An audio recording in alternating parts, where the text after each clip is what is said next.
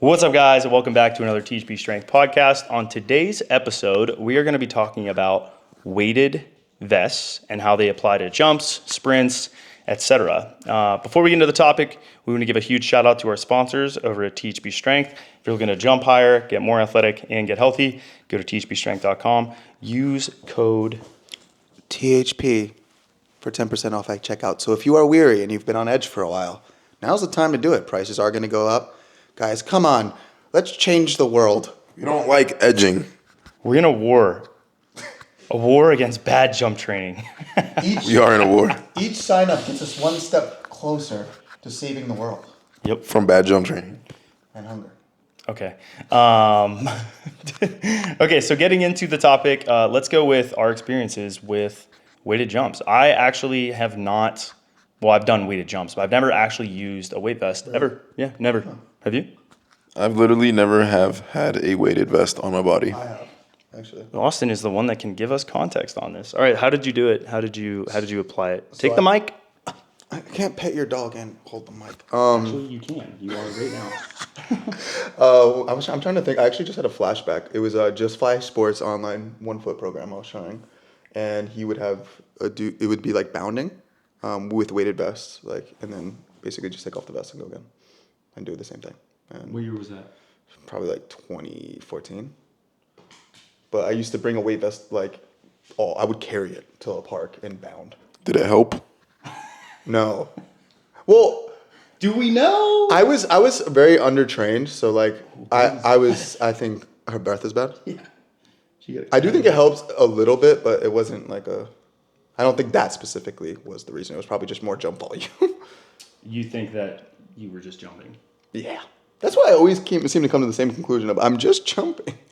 Wait, are you ready? Yeah, take it. Success leaves clues. I've never used a weight vest, and Isaiah's never used a weight vest. I've tried everything. We also jumped higher than Austin last week, so. I'm injured. Probably because you use a weighted vest. Yeah. No, I'm kidding. All right, so getting into the topic, how would we use them, or are they even useful at all?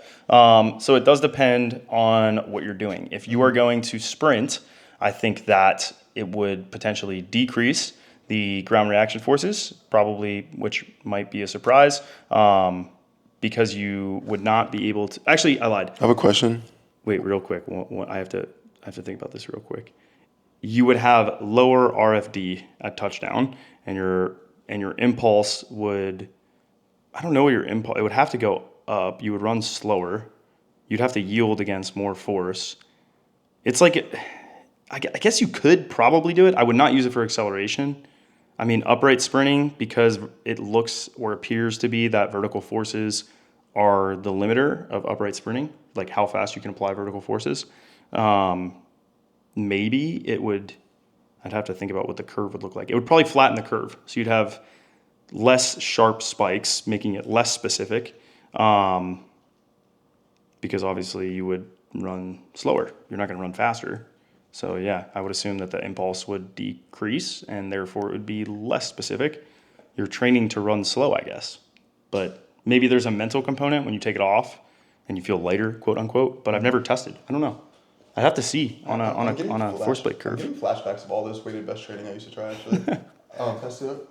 I'll allow it. Wait, Isaiah had something to say. I think we need we had some complaints that we talk too smart. So I have a couple terms. I think it would be beneficial to define some of these. And people need to be reminded more than they need to be taught if you already know these terms. Shout out Alex Ramsey. What's a ground reaction force? Ground reaction forces are the reaction force. Like every action has an equal and opposite reaction. So when you strike the ground pushes back up on you. That is the ground reaction force. And then what is RFD? RFD is rate of force development. It's kind of like power. It's how fast you see force go up. And then the last one, what is impulse and the impulse curve that you're talking about and making it force fatter? Time. This would be a good moment for the whiteboard. Yeah, force time curve. So you would have force on one axis, time on the other. The more force you apply over a given time will increase impulse, the area under the curve. So yeah, I don't know. What was the other word? That's pretty good. And impulse is important because it's directly correlated to jump height. And you'll have a change in momentum. and how you jump, you could potentially have the same result, but you could have a wider impulse curve, or you could have a squished together impulse curve. As long as the area under is the same, it'll result in the same jump height. Which is different than sprinting, because in sprinting, there's only one way to run fast. Everyone's curves look the same in sprinting. Did you know that? I did not know that, Like actually. if you run, like if you're a girl and you run 10-8, and you're a guy and you run 10-8, they're gonna look the same. You're gonna get there the same way. Interesting. Yeah. I mean, you'd have to correct for like height. Sprinting, but yeah, the curve looks the same. it's two things. It's stride frequency times stride length. Yeah. And so, are you saying if someone has like a 10-8 sprint, why do they look the same? Because so you might have like a higher frequency of it, but to get to a 10.8, like to run that fast, if you want to run, let's say it's like 10 meters per second, you get to 10 meters per second the same way, regardless of whether you're a guy or a girl or something else. Like it doesn't matter. Interesting. Does that make sense? Yeah, and specifically the curve, right? Yeah, Like the curve looks the same. Yeah, that makes sense. So it would be like a sharp incline, and then it kind of falls off really quick. And like the area, faster people, like slow people, their curve is like flat and kind of shallow, Yeah. or it's shallow and wide. Faster people, it gets shorter. It gets more. does your body weight affect it? Like if If you're a heavy 10-8 if you runner. correct for body weight, it would. I guess it would probably have to go up. I don't know. I'd have to think about that. I'm sure that the spike of it is maybe like higher if you're heavier. Yeah. Because you have more downward force that you're dealing with, right? The reaction force would have to be higher to get the same Oh, I acceleration. see. Like if you're running the same speed and you're heavier, you have to. Yeah, you have to have more force. But everyone, maybe a better way to say it is like to run faster, you see the same trends. The curves get shorter and steeper. And yeah, if you correct for body weight and stuff, they all look the same. Yeah. So the whole goal of training is obviously, like, if you're trying to jump higher, is to have more area under that curve. Do weighted now back to the Are we doing sprinting or jumping? Jumping. Okay. Yeah. So back to the weighted jumps. So what would be like the reasoning? What would be a reason to do weighted jumps? And then what's like the arguments against it? Like what arguments do you have against practicing specifically full approach jumps? Because I feel like logically, you got to hold your mic a little further away. I don't want it to peak too loud, and these are new, so I have no idea what they're going to sound like. Yeah. So your question is, what are the pros? What are the cons, basically, of it? Yeah, practicing full approach jumps with a 30-pound weighted vest. It's 30 pounds? Yeah, or 20. Let's do 20 pounds. Okay, so the weight of the vest does matter. Like if you have a 30-pound vest versus a 20-pound vest, you're going to see that you're getting less specific as you get a heavier vest. So if you're really early in the season, you would want to use the heavier vest. If you're later in the season, you would want to use the lighter vest. So what I would kind of expect, like the pros, I guess, is you have really high specificity. You have really high rate of force development. You would have to deal with more downward velocity, like as you're pushing into the plant. You would probably have a higher velocity, negative vertical velocity, that you would have to deal with, right? And so you'd have to generate the force to overcome that and still get off the ground. The downside is that everything is going to be slower, right? So you're going to flatten the curve. You're not going to have as high RFD. You're not going to jump as high, so the area under the curve is going to be less, but it's still shaped like the same, basically, right? It's probably shaped very similarly. I would assume that the negative vertical velocity and the collision of that is going. I mean, the landing forces might be higher because you have a higher negative vertical velocity, because it depends on how you push off the penultimate step. I would think it could be used.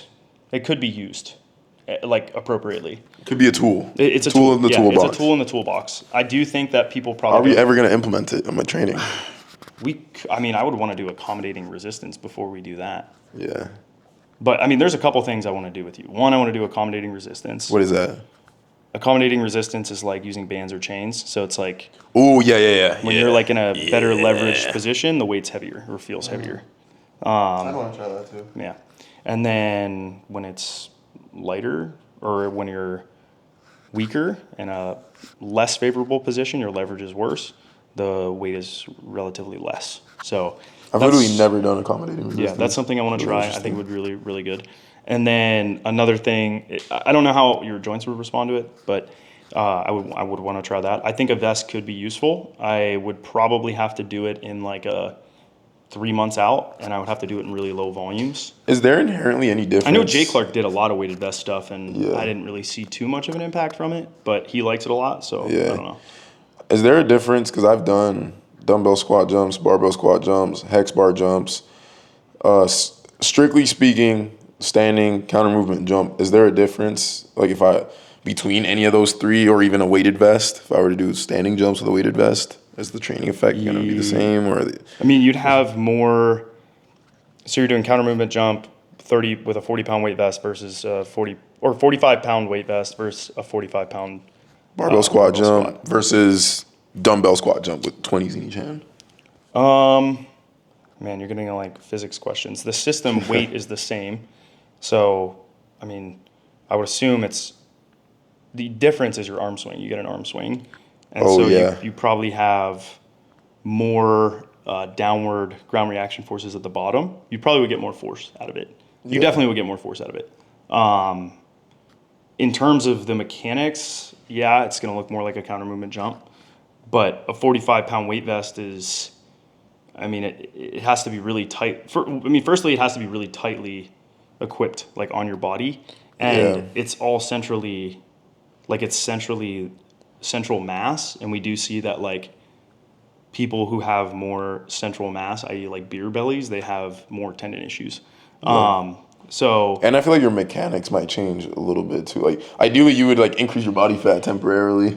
well, that is actually what Mike used to do. He would have his guys do a lot of bodybuilding circuits for high jumpers early in the year, and then he would cut them all out, and they would lose weight, and it would be like a little weight vest. And makes sense. yeah, so he would use that oftentimes for high jumpers. But I think for 2-foot jumpers, I think you could get away with it. It would probably be beneficial. It's just going to be more force. Yeah. It's going to be. It's risky. Yeah, it's risky. I think anytime you start to get the curve flatter and longer like that, I think that the tendon is going to, the tension, it only knows tension and it knows time. And tension, I don't know per se if it would go up intramuscularly. I don't know. I've never looked at it on a force plate to know. And there's probably 0 studies on 2-foot approach weight vest jumps. So I mean, it's Jay Clark would be a better one to ask, honestly. Yeah, it's a good case study for it. I mean, it seems like. So is it uncharted territory? Because I'm sure terms of some training? people have tried it, but I don't know if people have tried it like, I don't want to say intelligently, but yeah, and they probably haven't measured progress pretty well. Like there hasn't been someone that's like There's not, tested the Vertec, pre-test, post-test. did 4 weeks deload. How did you test after? What happened to your freaking sprint speed? I mean, it would probably, I would think for jumping, it's loading and unloading, so it's probably going to work. It's very specific. You'd probably want to do it for like a month to 2 months out, but you have to be really careful anytime you're adding weight to a specific movement or resistance, because what can happen is you can get the interference effect. And the interference effect is basically like, oh, if I want to run 9.8 seconds, I don't really want to be practicing running like 10.5. I don't want to really be practicing running, or 11 seconds. Like, I definitely don't want to be in the 11-second range if I'm trying to run 9.8.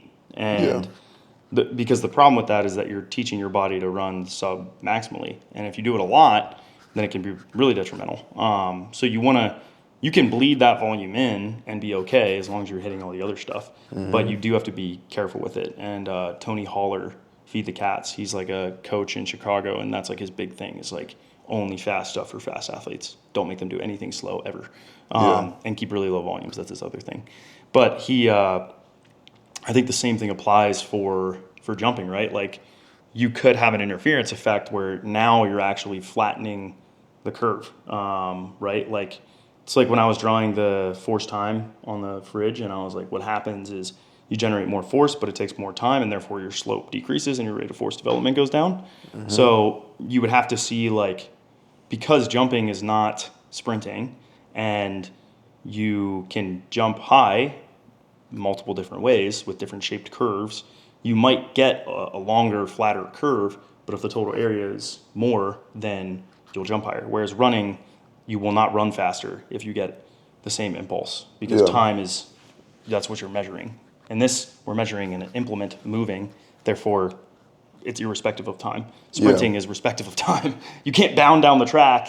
You'd have higher peak forces, more impulse, but you'd run really slow, or you'd have a really slow time, even if you're speed bounding. It would be like, what would be a comparison with jumping is like off vert, how many times could you touch 11 feet in a row, or like in 10 seconds? Would that be it'd be like you'd have to change your jump strategy to be more like reactive, like or it'd be like the backboard touches. It would be like, oh, Isaiah, I want you to go in and do 100 jumps sub-maximally. Like only touch like 2 hands on the glass, and do that 100 times. Like that's a bad training stimulus, because now you.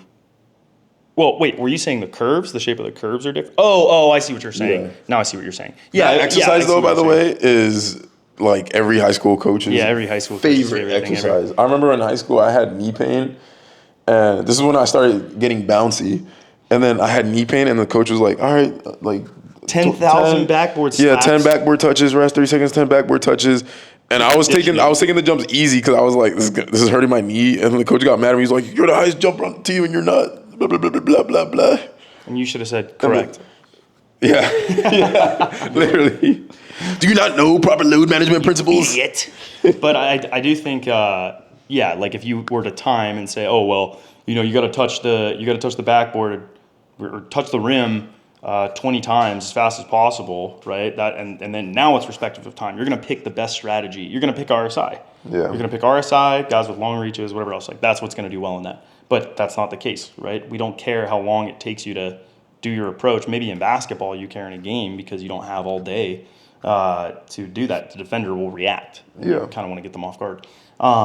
But in our case, if you were to throw that weighted vest in there and it were to flatten the curve and everything else, you could take it off, and then you could obviously potentially train, and now you've trained to handle maybe more time, and now you're trying to shorten that time. Yeah. And then your total impulse goes up. What's maybe even more interesting is assisted approach jumps, because then you're actually seeing RFD go up, because it has to. Yeah. You have to generate more force. You're basically generating force faster than you can apply it, or you're trying to generate force we should do at that a velocity higher than you could. We should do that as another topic in a future podcast. Yeah. There's some very good stuff when it comes to sprinting related to that. Yeah. Like if you had a harness and you were running, like that, really, really good. I think it'll be interesting to try it sometime in the future. We'll be a good case. I just want it to feel like close. I don't want it to be like swinging around, because like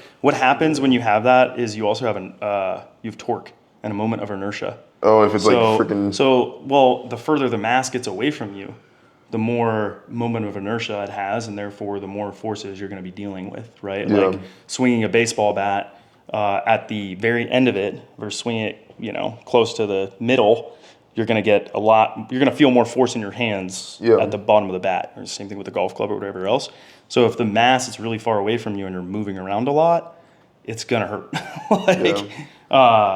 Which is another reason why fat is bad. You don't want to be fat if you want to be a healthy athlete. It's crazy. This is a tiny bit off topic, but we alluded to it earlier when we were like, a lot of athletes don't test.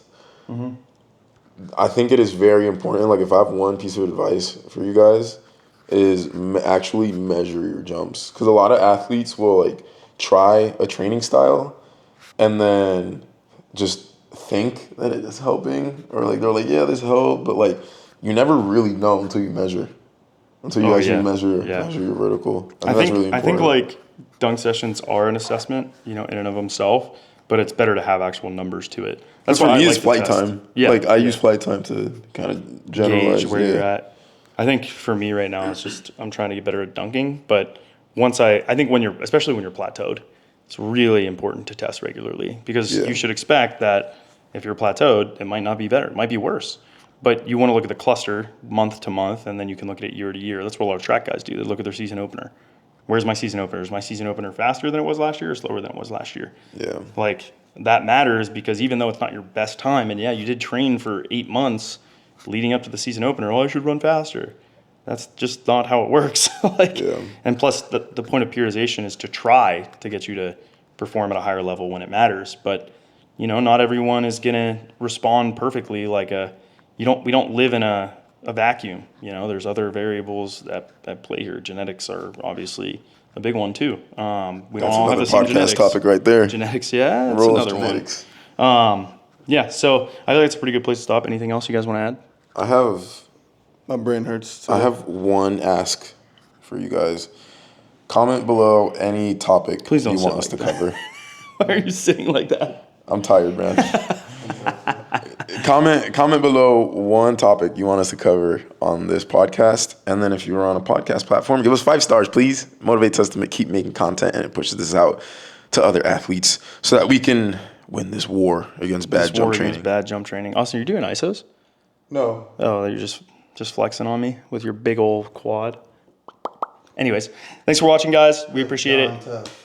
We will catch you next time. Don't forget to go to THPstrength.com and use discount code THP at checkout. 10% off. See you guys.